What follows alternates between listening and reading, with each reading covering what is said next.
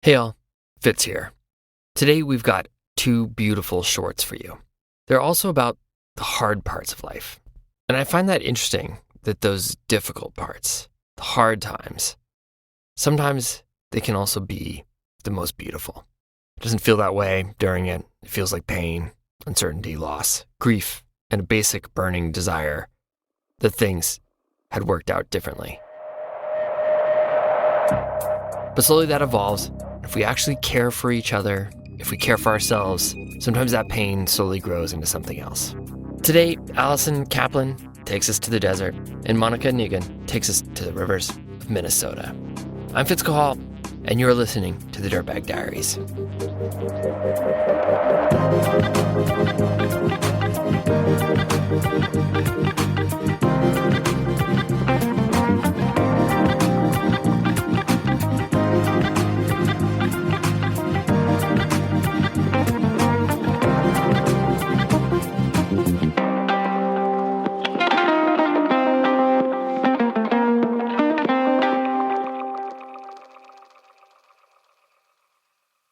I was 22 the first time I hit the road on my own.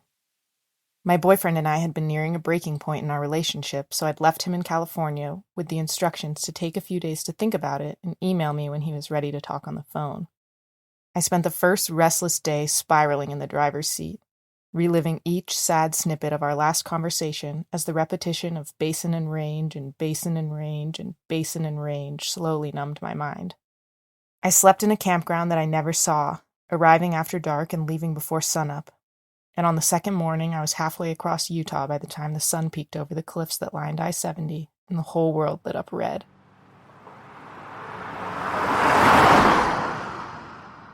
I wanted to be excited about my first true solo climbing trip, but I wasn't. I was sad. And the closer I got to Moab, the more real it felt that I was about to abandon cell service, and in doing so abandon any semblance of control over my future with the first person I'd ever loved. Each signed attraction called out to me not because I was interested in the weird desert displays and oddities, but because a stop would delay the inevitable.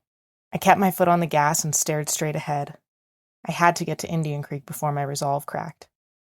I had to go on this climbing trip, not because I wanted to, but because I had wanted to before, and I couldn't let him ruin that for me.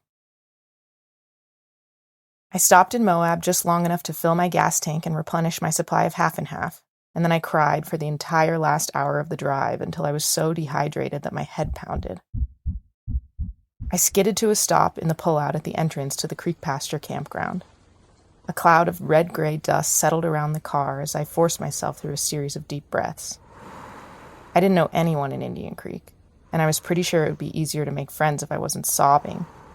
So I pulled out my phone, archived all of his old emails, and deleted all the playlists he'd ever sent me from my Spotify downloads.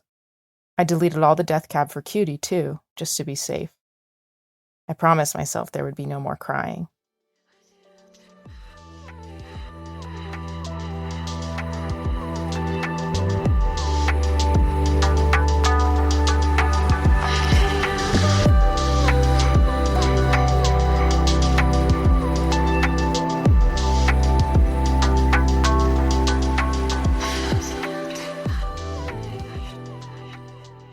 I spent what was left of the afternoon setting up camp, and after my third pitiful self-pep talk of the day, I summoned the fortitude to approach a campfire at a nearby site. The climbers had waved at me as I'd driven in that afternoon, and I convinced myself that was as good as an invitation. My stomach felt like it was full of rocks as I walked up, but they smiled as I introduced myself and offered me a seat. Dirt-streaked sun hoodies and ripped knees and shaggy hair made the dirtbags feel familiar as they peppered me with the usual easy questions. How long will you be here? Which one's your rig? Where did you come from last? I slipped into their banter, mostly listening but occasionally chiming in as they told stories and jokes and sprayed about splitter cracks. I couldn't believe how good it felt to be around other people, to be distracted from my own thoughts after 2 days alone in a car. By the end of the night, I knew a few things about them and they knew a few things about me. They didn't know I was heartbroken, or that I'd hardly ever spent a night in my car alone, or that I was afraid I wouldn't be able to make new friends. We made plans to climb the next day, and then I walked back to my campsite and crawled in my minivan to go to sleep on my own. It still felt new, sleeping alone. Living in a minivan with 2 people had required constant compromise. There was no other way to make it all fit. By myself, my 28-square-foot metal box of a home felt almost spacious. As I lay there in the darkness, I made a list of all the good parts of being solo. I could lie diagonal across the whole bed. I could read a book without a prying nudge. I could skip dinner if I wasn't hungry. I could turn off the twinkle lights that hung from the ceiling whenever I felt like it. My cookie supply would last 3 times longer. But his absence was tangible too. The memory foam I slept on was firmer without his body heat there to warm it up. The cold night air of the last traces of winter seeped in through the glass windows and crept under the covers, and I had no one to nestle into to cut the bite. No one to roll over and peer at through the dark when I heard a noise. No one to reassure me that the footsteps outside had nothing to do with us. I started locking the door every night, even in the campground. That part felt different. I stayed in Indian Creek for 5 weeks. Every morning, I piled into the back of a van with my neighbors. We spent the days shoving our hands and fingers and toes into vertical splitters of varying sizes, sometimes finding success, but more often beating our heads against the rock and laughing about how hard it was, and how much it hurt, and how much we loved it anyways. We were all obsessed with finding the perfect line between too hard and just hard enough, where you had to give everything and just a tiny bit more in order to succeed. My favorite pitches were the ones where I'd touch down after climbing and lie flat on my back in the dirt, too pumped to untie my knot, utterly depleted and full to the brim at the same time. Every night I walked over to that same campfire to spend the evening bantering with the strangers I'd met on the first night. They were my friends now. They knew a lot about me, and I knew a lot about them. I'd never told them about my broken heart, about the last email from my now ex-lover that I'd opened in the bathroom of the Canyonlands Visitor Center and promptly deleted, squeezing my leaking eyes shut. I liked the person I was to them without that context. I liked being a solo female traveler who was brave enough to live alone in her car, and to show up in Indian Creek with no friends and no plan, confident that things would fall into place. That version of me didn't miss what I used to have. That version of me was the one I'd always wanted to be. Every night I left the campfire and walked the curving dirt road back to the other side of the campground, smiling under the wide-open desert sky, and crawled into bed alone. On rest days, we wandered deeper into the desert, scrambling through washes and inventing weird games to fill the time. We'd do anything for a laugh, or for a good story. One night, we piled into a coupled trucks and drove to a different campground, and then we walked for 30 minutes through the dark to the top of a butte and set up camp. We called it a vacation from Creek Pasture, and even though we could see the lights of the cars turning off the main road into our usual campground, it felt different to be with these people in this new place. We dragged down cottonwood limbs across the plateau and piled them up to build a fire. I threw one over my shoulder and heard a sickening rip, and I looked down to see a stray branch stabbed into the chest of my puffy jacket. I heard a whisper in the dark, "Oh no, don't move." I froze, but the branch shifted in the hole and a puff of small white feathers burst out, drifting slowly to the ground. I dropped the branch and screamed and then clutched my chest like I'd been shot, feathers erupting from the gaping hole as I fell dramatically into the dirt. I cackled as I tried to slow the evacuation of my beloved puffy jacket, but we were all laughing, and the more I laughed, the more feathers managed to slip between my fingers, until eventually I was laughing so hard that tears streamed from the corners of my eyes. The baffle was almost entirely void of feathers, but somebody handed me a strip of climbing tape, and somebody else held the jagged edges of the hole together, and we taped it shut. Loose feathers and dirt stuck in the rolled-up corners of the tape. We sat huddled around the campfire for hours, and I can't remember a single thing we talked about. We piled more and more wood onto the blaze until it was so hot that we had to back away, stripping off our tattered puffy jackets and then our mid-layers, and eventually the rest of our clothes until we were all stripped bare, gleaming in the moonlight and the firelight wearing just our shoes. With all our layers peeled away, nothing really changed. We sipped mugs of tea and told the same stupid stories and jokes, turning rotisserie style every few minutes to warm our bare butts over the coals. I hadn't seen myself in a mirror in weeks. I had no idea what my body or my face looked like, but I know it didn't matter, because all I can remember looking back is the warmth. the warmth of the fire on my skin, and Anna's warm bursts of laughter, and Cash's warm smile, and that fuzzy warm feeling of love that I had for each of those people and that I felt from them in return. Their faces glow rosy red in the firelight of my memory. As the fire dwindled, I climbed back into my layers one by one, and eventually, fully bundled, I rolled my sleeping pad out in a flat spot of dirt and crawled into bed. I ran my fingers over the tape on my puffy jacket, where a wrinkled makeshift patch covered the hole in my heart. I squeezed my eyes shut, willing them to adjust to the darkness, and when I opened them, I could barely make out the tip of the South Six shooter, moonlit in the distance. I looked around at my friends, just silhouetted lumps breathing in and out beneath the stars, and then I fell asleep beside them.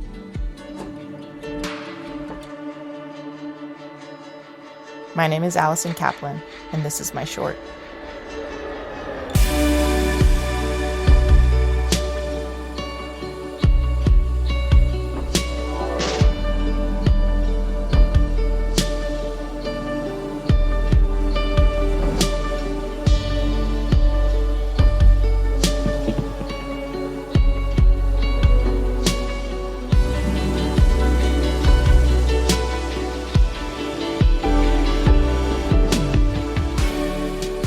Up next, Monica Niggin takes us to the shores of the Zumbro River. Sunburned, windburned, freezer burned. My skin and face take a lot of abuse even when I do my best to hide it under hats and sunscreen. Terns, like the bird, is a skincare company with two revolutionary products that help skin recover from exposure to the elements. Terns has every day a daily after sun lotion and Mayday for when you get a little too much sun. That's never happened to me, I swear. Terns is led by Eduardo, a chemical discovery scientist and also a lifelong surfer, diver, and fisherman. With Terns, Eduardo combined two of his life passions to create products made with natural ingredients derived from the ocean. In this case, it was kelp. Made in the US, Terns is vegan and cruelty-free. Terns has become part of my routine. Sunscreen in the morning, rage all day, Terns afterwards. And my face, it feels a lot better. After sun should not be an afterthought. Use the code DIRTBAG to get 25% off your first order at terns.com. We'll put a link in the show notes and you can try Terns for yourself. The Arkansas River contains up to Class 5 whitewater, but when it begins high in the Colorado Rockies, it is a mere trickle. The water meanders through lush valleys as a shallow bog, toothy 14,000-foot peaks dominating the horizon in all directions. On its journey south, the stream picks up snowmelt, running down the east side of the Continental Divide, inviting more tributaries to accompany it. Seemingly before the Arkansas is ready, the riverbed narrows, becoming a steep, rocky gorge with loose scree and pinyon pines clinging to its banks. The sides of the gorge can't take the amount of water the river offers, so she undergoes a mood change. What was moments ago a wide, docile creek is now a surging, swirling, powerful beast that in the springtime will rip trees 3 feet in diameter from their roots to be carried downstream. This is where you'll find enthusiasts kayaking and rafting their way through the volatile whitewater. You might hear their whoops of joy, their laughs, their conversations as they stand on shore, arms crossed, and discuss the best way to navigate the rapids.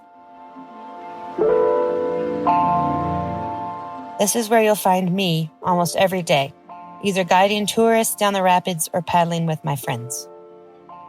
A bit further south, the river widens and she becomes mild again.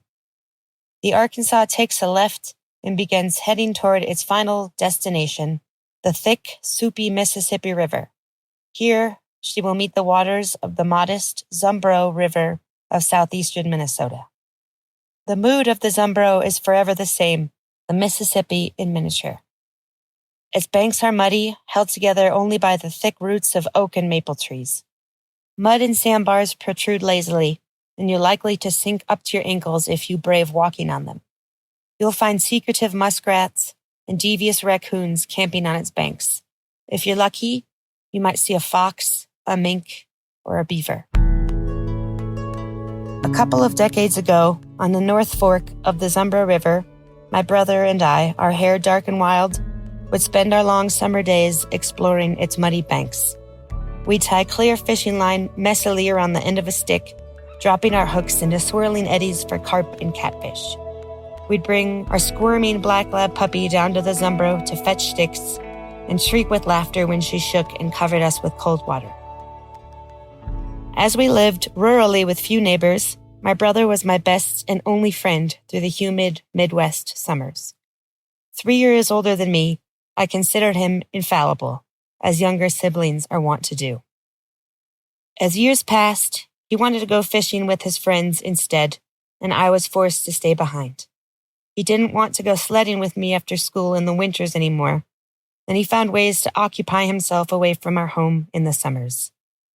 I'd go to the Zumbro alone, half-heartedly throwing sticks for our dog, now grown, to swim to. I'd lethargically walk through the woods bordering the river, looking for great horned owls and pileated woodpeckers without much enthusiasm. Eventually, I made my own friends and could escape my solitude. I no longer wallowed in the absence of my brother. He went to college 3 hours away and rarely came home anymore. Yet I reveled in each visit, every holiday, desperately clinging to every moment he chose to spend with me. Soon, even that would shatter. Anything still binding us together would tear.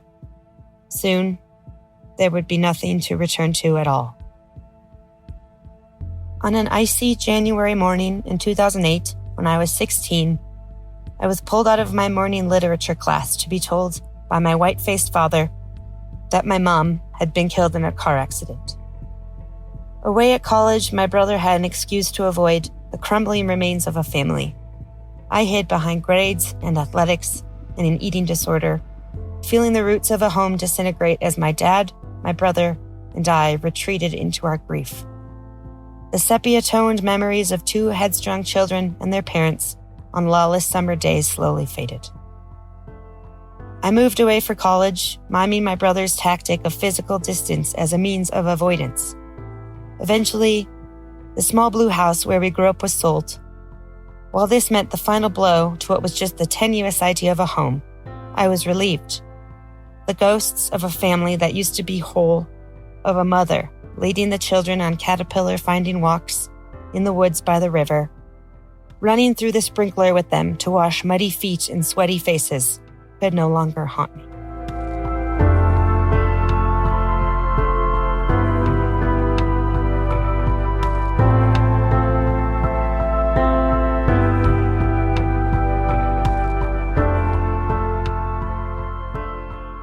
Yet somehow, our ties to the Zumbro couldn't be severed. Seemingly by some sort of magnetic force, my brother and I both ended up pursuing lives on rivers. He was a river ranger in Montana, a whitewater guide on the White Salmon in Washington. I moved to Colorado and pursued guiding on the Arkansas River. We were both called in a parallel way, perhaps pulled subconsciously by those same summer afternoons in the shallow, muddy Zumbro River. Of whole days seeing how far we could make it up the river, jumping from rock to rock, sandbar to sandbar. Of shouting as we swung off steep, slippery banks from dark vines that dangled over deep eddies.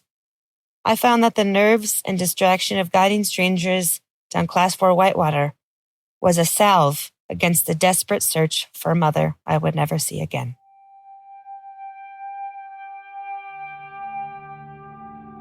After years of searching, I think we've both found at least some semblance of the peace that only a mother or a river can offer. My brother has moved back home near the banks of the main fork of the Zumbro and can no longer avoid the memories of our mom. When he moved back, he was inundated with grief and understood the toll of his abandonment. He called frequently, wanting to hear about my adventures on the Arkansas. He bought a canoe and now floats peacefully with his wife, dog, and a fishing rod. Instead of numbing himself with kayaking Class 5 whitewater around the world, he dons his waders to fly fish or launches a stand-up paddleboard. I have found joy again on the river with a ragtag group of river guides. I sometimes feel just a hint of the unbounded freedom I used to feel as a little kid in Minnesota, playing outside with no fears or regrets. I explore side canyons, clamber on huge boulders that dot the grainy beaches, and sometimes borrow fishing rods to cast into lazy eddies for brown trout. I've even been lucky enough to row the baggage boat on a handful of Grand Canyon trips with legendary Colorado River guides. Just last year, I visited my brother in Minnesota. It had been a while. We moved through the distance by going to where we both felt comfortable. His high-end fishing rods were a far cry from the cane poles and earthworms of our childhoods. We dropped our lines off the side of his fishing boat into the muddy, boiling water of the Mississippi. We chatted about our mom, how lucky we were to have known her, and her bottomless kindness. We sat in companionable silence, and I wondered if we were both musing over the same memories of her boisterous laugh and mascara-framed blue-gray eyes that we had both inherited. The next day, we launched the battered canoe on the Zumbro. Finally, laughter echoed down the river corridor instead of the deafening ring of loss. And I felt like I had my best friend and brother back. Now my brother is the first person I call when I get off the river, the one who understands the absolute joy life on the river can offer.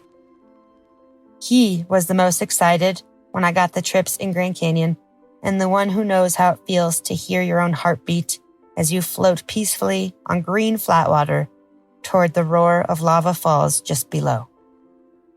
We talked about our lines through Horn Creek, how we both almost flipped off the bottom wall in Crystal on our respective runs down the Colorado. When he said he was stoked for me, it felt as if the fissure had finally closed.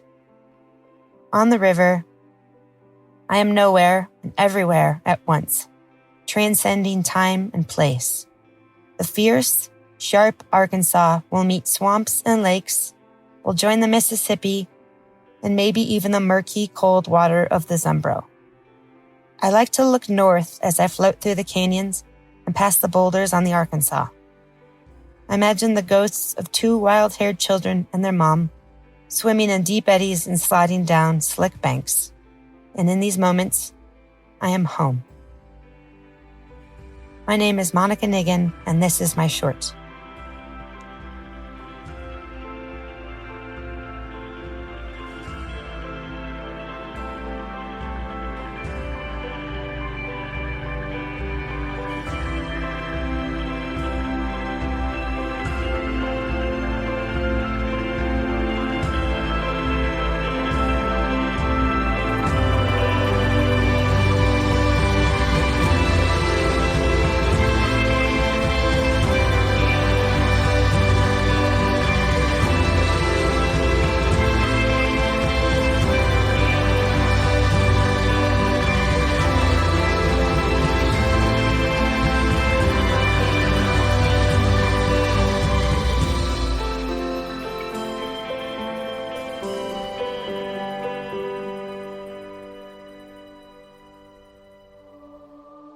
Thank you, Monica and Allison, for sharing your stories. It's deeply appreciated. Today's show was produced by Becca Call and edited and mixed by Skylar Perwins. Music by Feverkin, Luca Tomasini, Pastel, Baleen, Aaron Ebbage, Frozen Mesa, David Swenson, and Brendan O'Connell. Our theme song is by Jacob Bain and Nis Koto. Our stories come from friends of friends, and from you, our community. Please don't be shy to reach out if you've got an idea for a story. There's a submission form on our website, dirtbagdiaries.com. This episode was made possible in part by our incredible community of Diaries Plus members who have been powering this show, making sure that it exists for the next generation of dirtbags. They're out there, they're about to rage, and they need their stories. Thank you. Thank you for making it all possible. I'm Fitz Cahall. You've been listening to the Dirtbag Diaries.